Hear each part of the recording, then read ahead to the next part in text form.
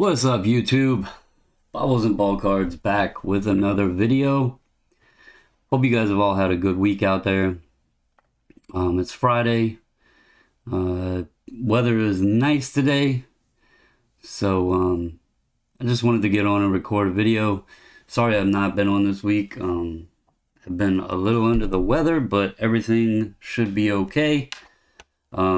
Real quick, I want to apologize. When I did the preview and played my daughter's band's song, I had misunderstood information that was given to me, and I said that my daughter and the guitarist Braden were the two that wrote the song and all of that, and that was incorrect information. All four kids actually had a part in that, so I do want to give a shout out and correct myself there.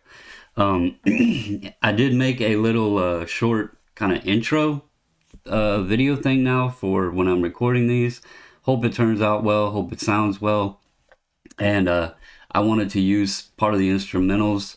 I did not use the vocals of the song in it because I didn't know if YouTube would try to flag me for anything or whatever. So I only used the instrumentals, and that's why. But I did put also a photo on there to where you can go search and find their song on all the major streaming platforms. So I hope you guys that have heard it enjoy it. So as you see by the title, I have a topic I want to talk about today. I have not talked about the whole market dipping and this and that and the other. And there's video after video out there. I don't, I would just be another person talking about it. And to be quite honest, if you're freaking out about the market dipping, then you are probably doing something wrong.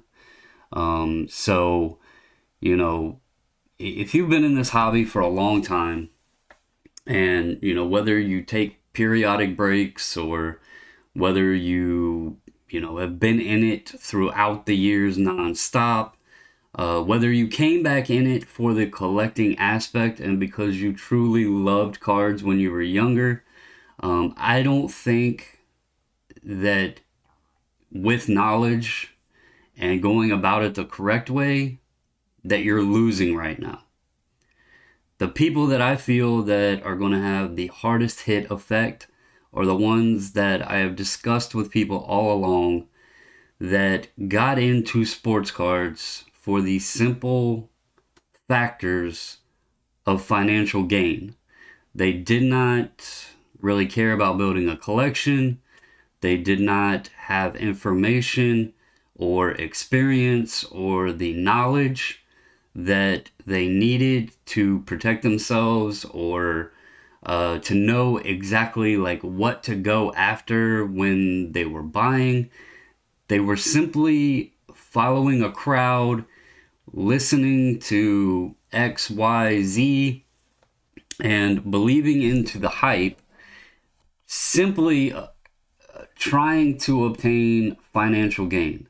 Whether they were buying cards, buying singles and trying to flip them in a week, listening to speculation, playing, the daily flip game of, who's going to win, this or that or, whatever. That could only last for so long. We said it all along. People come in here. The hobby blew up out of nowhere, whether it was cards popping up on the news or Sports Center or this article, that article, whether it was just due to boredom because of the pandemic, whether it was because there was extra cash flow because maybe people weren't going out doing things, they weren't going on vacation, they were getting stimulus checks. All of this stuff kind of played into it. And then sports cards became an avenue that they could recycle, a stimulus check into even more money. Or they could go to the store and buy wax and flip it because it was so easy. So that caused a lot of the uproar, and people that have been around knew it wasn't going to last. And so that's why if I don't get on here and kind of talk about every little way that I go about what I'm doing. I just kind of go with the flow. If there is a card I purchase and it gets out of hand and it doesn't make any sense to me, I'll unload that card simply because it just didn't make any sense. You know, I buy a card and 2 weeks later it blows up, 3x. Then tell me why. Why did it do this? Is it going to stay there? Probably not. So at that point, I should unload it. Because eventually I'll be able to buy back in at a lower price. So, I don't really. I'll try to start sharing more of my logical, thoughts or ways I do things. I'm not any kind of, I don't know what you want to call it.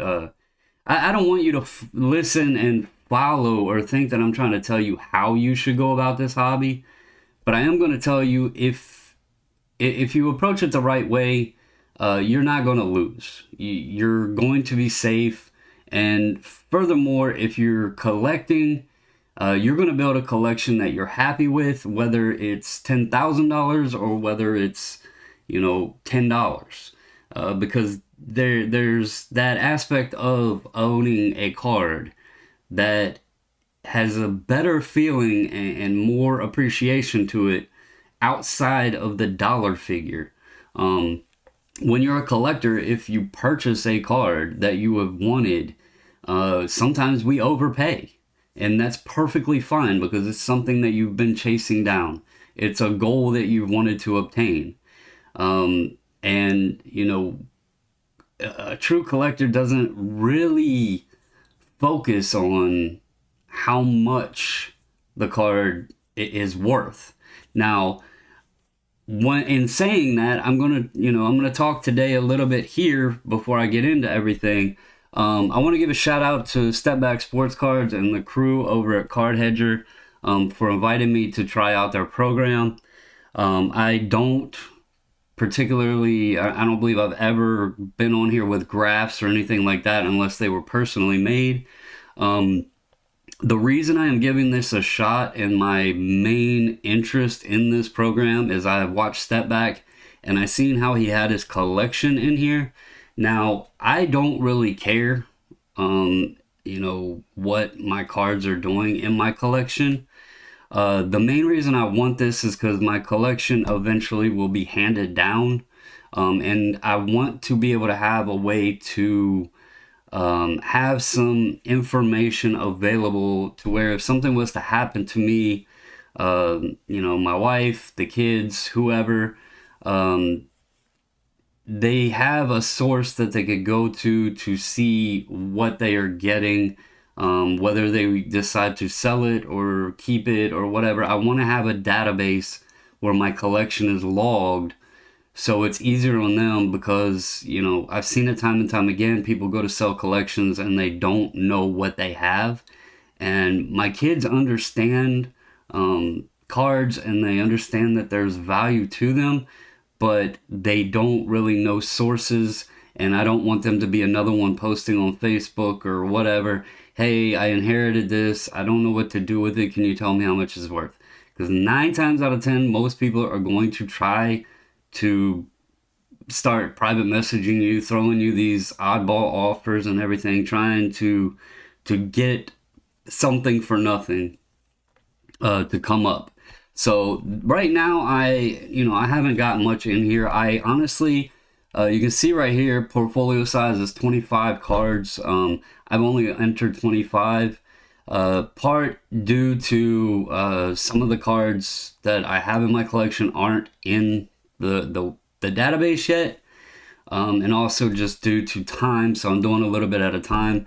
You actually can see here, like, as this graph flows, this isn't like my cards went up. This was more the portfolio grew because I had added some cards. And you can kind of tell by this line, because I've been trying to add in how much I paid for the cards. And this line goes straight across. So you can see here, I haven't really added anything since May 20th. And again, you know, you can see here on May 20th, it said my value was $89.75. My cost was $35.90. So that means the 25 I have in here, at that point, I was up almost $5,400. And then obviously right now it's peaked down, you know, it's dropped. And that's perfectly fine because look, I'm still up, you know, 4,300 according to this. It's if they drop down another $4,300 right now, the 25 cards I have in here, I broke even on. And that's a lot of money for just 25 cards. I have over 600 graded cards in my collection right now. I can show you here to just also kind of show what I've logged in here. Everything in here right now is green. I mean, everything's green. I don't have a red, a loss, or anything on here over what I paid. If you look here, you know, 12 bucks, 15 bucks. The reason that cost was there is either that card was pack pulled, or I can one day go back and show on eBay prices of what I paid for this stuff. I was buying Tatis for $5. You throw in a grading fee, you get, you know, a low cost. So, you know, a $15 card, now 275 bucks. I have an increase of 260 because I was in very low. Juan Soto right here, I paid 15 bucks for his Topps update, $132 right now. You know, 15 plus the $8 grading fee back in the day. You know, so you can see here, and you know, that's not what this video is about. I just wanted to speak on that because people are freaking out about the market dropping. And if you've done this the right way, and this also goes out for all the haters that are out there that used to question my tactics and why are you using SGC and why are you doing this? Why are you doing that? Why are you selling big cards raw? Guys, look, you do you, I do me. It's working. I am in the green and I have a large collection built now. So if you're happy with the way you're doing things, please don't be one of the ones freaking out because the market's dropping. Because I am perfectly happy. I actually am kind of happy that it's getting back to normalcy, getting back to like maybe 2019, because I had so much fun. I could go, you know, purchase wax and enjoy opening packs. I could go online and pick up a card that I wanted at a much lower price that was brand new, that did not need to be $100, $200, $300 raw. I could buy the card at the value that it should be at. If a player is a rookie and he has potential, it doesn't need to come out the gate at $500 raw. A simple $15, $20, $30 value on a guy that could potentially become a Hall of Famer or could potentially be a nothing is a fair price. But to dump $500 on somebody on a rookie card just because it's thought that he's going to be the next great thing, it was very irritating. And we can get back to having fun. So, in the title of this video, I said I'm buying base cards in a down market. And I want to explain what I'm talking about here. I found something interesting that I don't know if people know about it. If you do, you know, this video is not going to be any interest to you probably. But I was going through yesterday and not going to lie, I've picked up and watched some of the Dallas Card Show videos, and I heard a lot of buzz about with the National coming up and how people think football is going to be the interesting sport there. I know soccer is big right now. I know F1's pretty big. But there was a lot of buzz on football, and it makes sense because we're now in early stages of June, and you will have, you know, you got the OTAs going on right now. You're going to have training camp starting to ramp up. Next thing you know, we're going to be into preseason, and then we're going to be into the regular season before you know it. So it makes sense. You got the new products coming out now for 2021. You got Trevor Lawrence this year. You had a great quarterback rookie class last year with Herbert, Burrow, Hurts, Love. So it makes sense. So I got to digging in, and I'm like, you know what?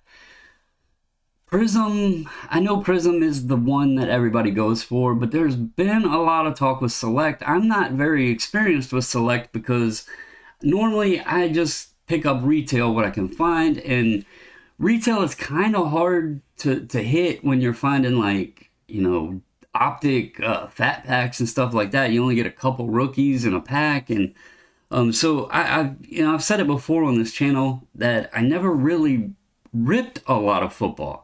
I would buy into breaks and get spots in breaks, random teams, or when Platinum does their fillers, I might buy a filler spot to try to get a good team or something like that. But as far as actually ripping the wax, I didn't rip a lot. I didn't rip a lot of 2018 Prism football. I don't think I did any 2019 Prism football. Maybe a couple packs. And then 2020, I did find a little bit. I did very well on it. But anyway, I was thinking, there's a lot of talk right now we might be going to a junk wax era. And, with the market dipping, it's kind of showing that people are getting, the investors, the one that came in for the reasoning of just value, or financial gain, they're probably moving on to something else. So there might be an issue with overproduction when we're looking at 2020 cards and 2021 cards. So it is something to think about, because these companies ramped up production and print runs to meet the demand as the market demand was higher. But if those people move back out, then we're going to be sitting with this lull of potentially a few years where the card runs were higher. And so it got me into looking, and I know Select is one that people talk a lot about in basketball and everything. And then I was hearing people talk about that 2020 Select is garbage and this and that and the other. And I'm like, wait, I thought Select was like this hidden gem, this hidden hero. So I got to diving into things, and I wanted to look, and I'm only going to show a couple examples here. But anyway, so I'm going to pull this one up right here. This is 2016 Select, card number 275, which is the field level of Derrick Henry. And I got to looking around, and there was hardly any on eBay. So I was thinking, what's going on with this? So I pulled up the pop report, and as you can see here, this is PSA's pop. There is a total of 3 base in PSA's pop. You go down here to the Prism, which would be the silver, and there's 9. So I was like, that's really low. We got a 3-to-1 on the base to the silver. So I started looking, and right here, now that's Prism. Let me go over here. Here's the Select. Let's go to 275. Derrick Henry, and BGS only has 1. So I was like, that's pretty crazy. This is very low populated. And if you go on eBay, there's like hardly any there. So I got to looking, and I was like, well, what was Prism like? Because Prism's always, football's always lower produced than basketball. So I got to looking at Prism. And he is card 298 in Prism. Let's see, where is the base at? Oh, I believe this was one of the years that they all were like silver or whatever. But here it is, 298 Prism. You have 339 on the Prism. And then you go over here, and right here, there's 49 in Beckett. I was like, So the Select field level, specifically the base, is way, way, way lower populated. Now, does that necessarily mean there's not more out there? No, I'm not saying that. But we're talking about a card from 2016. It's not a card from 2019 that may still be hung up in backlogs or, whatever. And in fact, I pulled up the rushing yardage here because, as you see, Henry is already number 100 on the all-time list. And if you go to his stats, you know, he had over 1,000 in 2018. He had 1,500 yards in 2019. And he had over 2,000 yards in 2020. So my guess is right in here when he had 1,000 yards, 12 touchdowns, or even 15, 40, and 16 touchdowns, these cards would have already been sent in.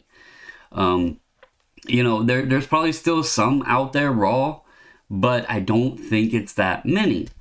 So I was like, okay, let me look at some other people. And I bought several different guys, but one guy that I am really interested in picking up right now is Kyler Murray. And I think Kyler Murray and the Cardinals, they're building that team. I think, you know, Murray was second for quarterbacks, maybe in all of the NFL, I don't remember, for fantasy points. So obviously he had a great season last year. They just got AJ Green. You know, he's got DeAndre Hopkins. They picked up JJ Watt. They're building that team. So I went here, 2019 Prism football. Now, obviously 2019 Prism for football was way higher printed than 2018. We all know that. So here is the base card number 301. And you're looking at 5276 for the pop on the base. And then let's scroll down here. We're going to look at the silver, and there's 376 silvers. So the silver is still pretty limited. I also have, which one is it? Let's select right here. So for SGC, you have 246 base on the Prism, and then you have 11 on the silver, and then which one is it? Right here, that's select. Is this Prism? Oh, I didn't pull up. My apologies. I didn't pull up the Beckett. I thought I did, but I do have it on the select. So here is the SGC. You got 246, 11 on the silver, and then as shown here, you have 376 on the silver, and then over 5,200, almost 5,300 on the base. So let's go back over here to select. 204 is his field level. Here's where things get interesting. 128 base, 128, 531 on the silver for the field level. So I was very confused. I was like, wait, why is the base card so more lower pop?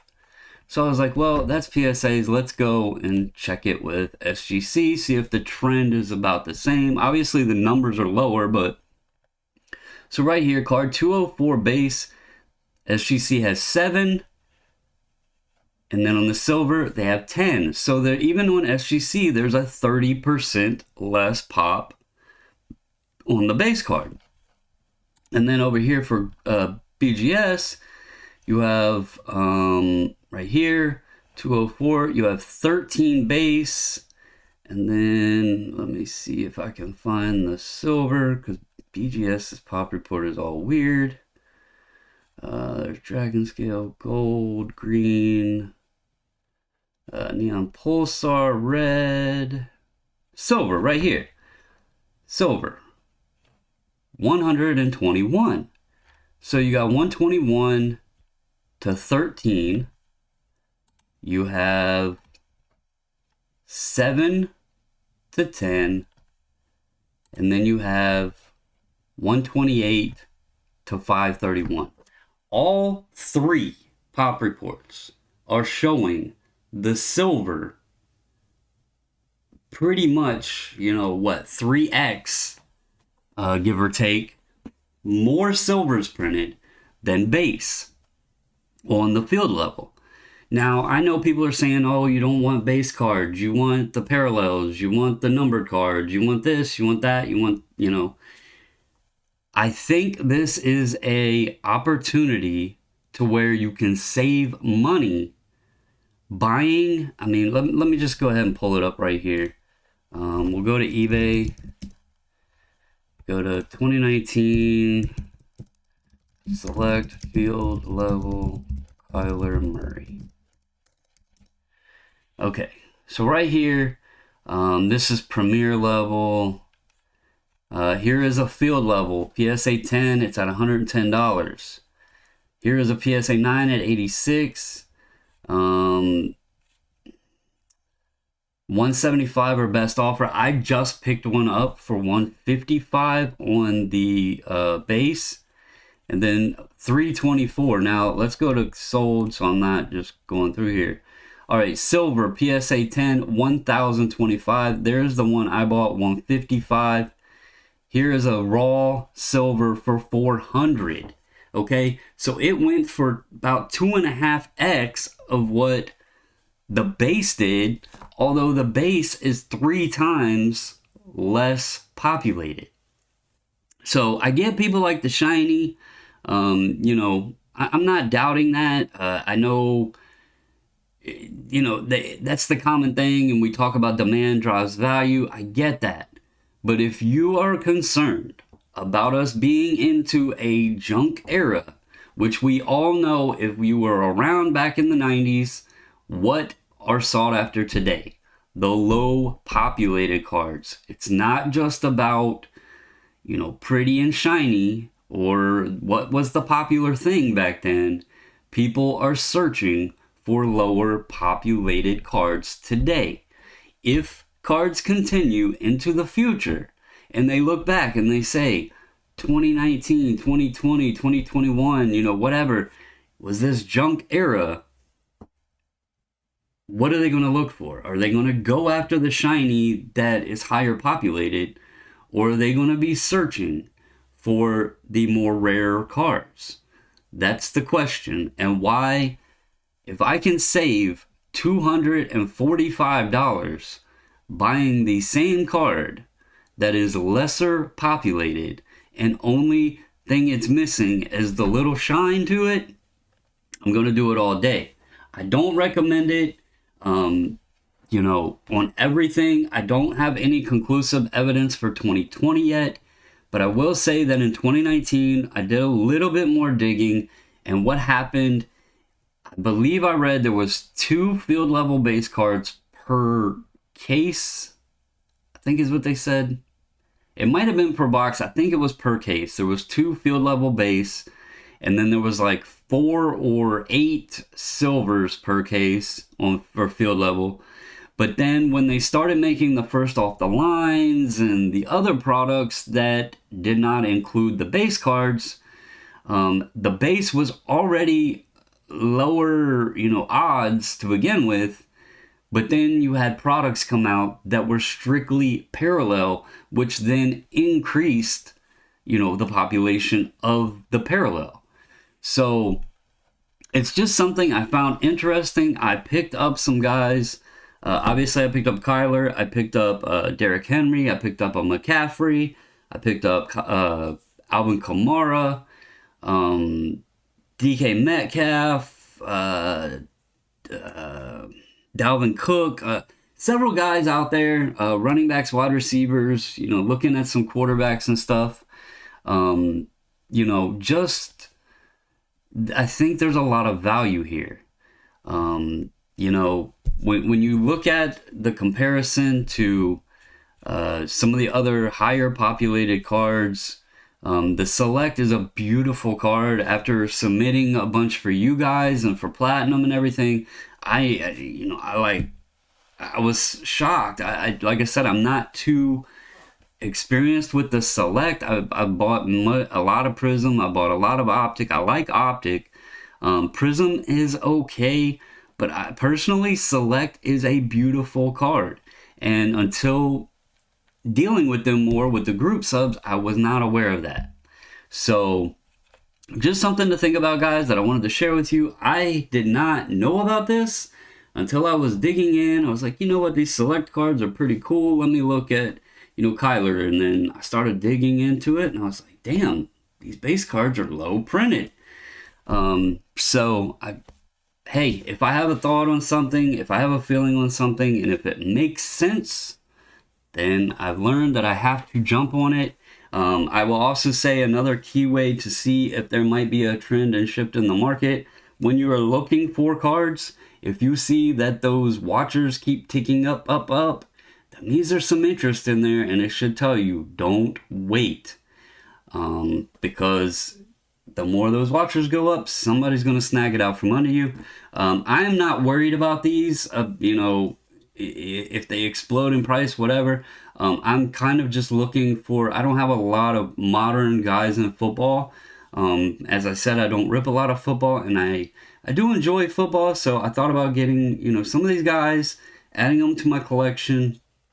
If I'm right, then, I did well for the future. If not, then, I'm buying in.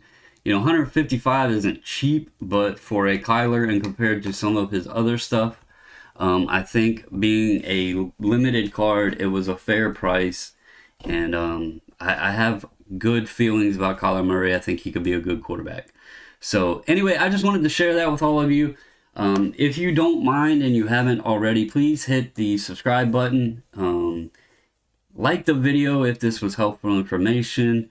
If you don't like it, go ahead and hit the thumbs down. It is what it is. I'm tired of the drama and the competition and doing these videos and within sports cards and everything. This should be a community and a hobby that we all can share and enjoy together, and not worry about being king of the hill. So if you don't like it, go ahead, hit the thumbs down. I don't really care. But those of you that do enjoy it, please comment below. Tell me your thoughts on this. Does it make sense?